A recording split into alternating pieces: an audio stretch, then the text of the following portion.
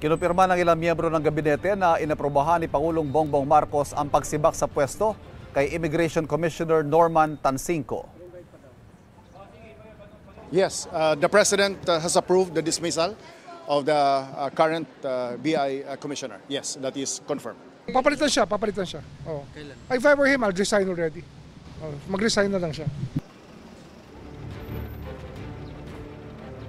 Sabi pa ni Justice Secretary Jesus Crispin Remulla, siya ang nagrekomenda sa Pangulo na alisin si Tansinco dahil di siya nasisiyahan sa trabaho ng Immigration Commissioner.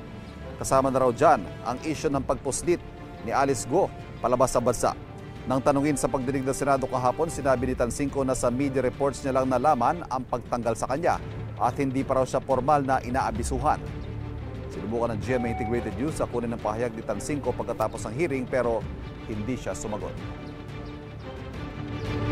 Kapuso, para laging una ka sa mga balita, bisitahin at mag-subscribe sa GMA Integrated News sa YouTube. Sa mga kapuso abroad, samahan nyo kami sa GMA Pinoy TV at sa www.gmanews.tv.